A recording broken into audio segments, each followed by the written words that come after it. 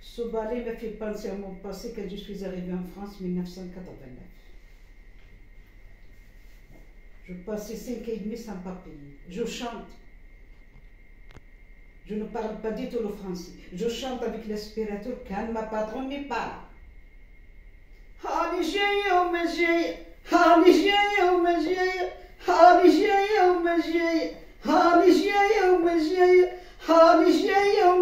Mes larmes qui coulent sur l'aspirateur et la moquette. Mes larmes qui coulent sur l'aspirateur et la moquette. Je connais la vie de sans-papiers parce que j'ai vécu comme eux. La peur était plantée dans ma tête. La peur était plantée dans mes os. Vous ne connaissez pas ça? Moi, je connais par cœur. La peur de la police, la peur de contrôle, la peur de langage. Je ne parle pas du tout le français à l'époque. Je partage la douleur de sans-papiers parce que je connais leur souffrance. Travail noir, sans sécurité sociale, sans fiche de paie. Il y a des patrons qui profitent et trouvent la fragilité, le poids faible de sans-papiers. Ils donnent un petit saut comme ils veulent. Ils donnent un petit chouïa comme ils veulent. Et il y a des patrons gentils. Et aussi, il y a des patrons méchants. Et surtout la patronne qui m'a appris mon passeport et ma carte nationale marocaine. Et j'ai passé 2 mois de prison comme le prison chez elle. Dans le pays de la liberté. Il y a des patrons méchants, il y a des patrons. Et c'est dommage pour moi. C'est grand dommage pour moi. J'ai perdu des adresses pour remercier tous les patrons, à chacun sa façon. J'ai perdu des adresses pour remercier tous les patrons, à chacun sa façon. Et surtout la patronne qui m'a appris mon passeport et ma carte nationale. Parce que ça existe encore. Parce que ça existe encore. Je viens,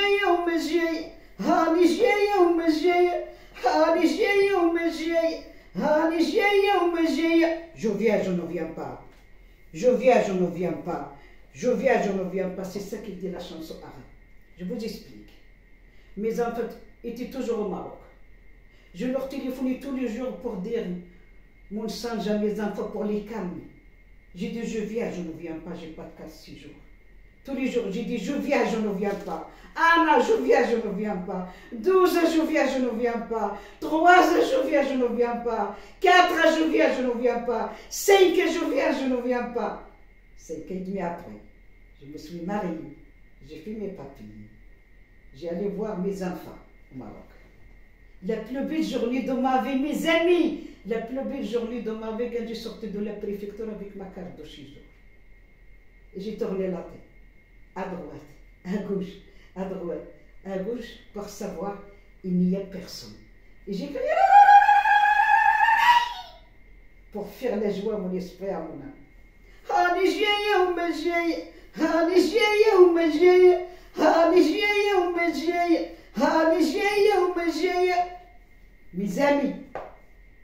Mes amis, c'est fini l'aspirateur. Pourquoi je suis habillée comme ça? Pour 2 choses. Je vais vous raconter. Quand j'étais au Maroc, dans mon village, j'étais habillée comme ça, sérieusement, respectueusement et tranquillement. Et quand je suis arrivée à Paris, je vois des choses qui m'impressionnent. Je vois la porte vitrine s'ouvre toute seule. Je vois l'escalator. L'escalator, il marche tout seul. Monte, il descend, il monte. Et surtout le ticket dans le métro, tombé par là, je sortais par là-bas et la porte s'ouvre. Et un jour, je sortais de mon travail à Paris 17h. Je vois une dame chic, brillante, élégante, ravissante, belle et parisienne.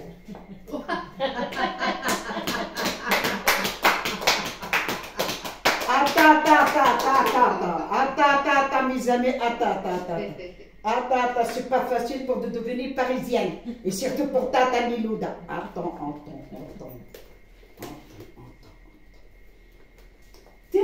dame chic, belle, brillante et parisienne. Il marche un petit chouïa comme moi.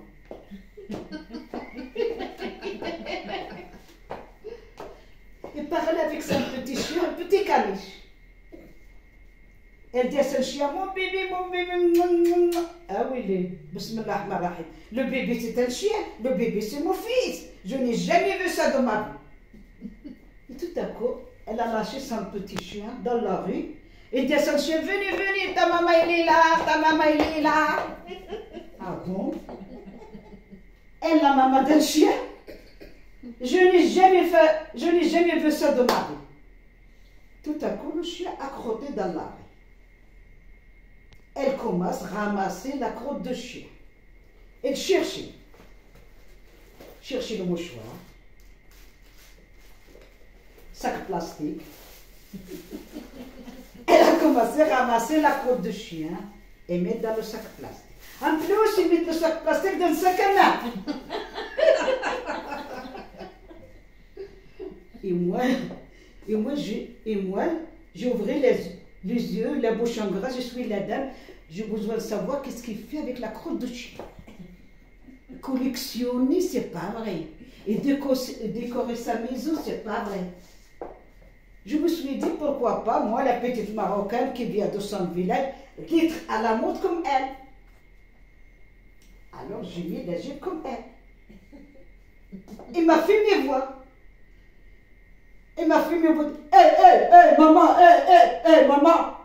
T'es pas honte à ton âge, tu mets une jupe comme ça? Allah, c'est vite fait qu'il me râle.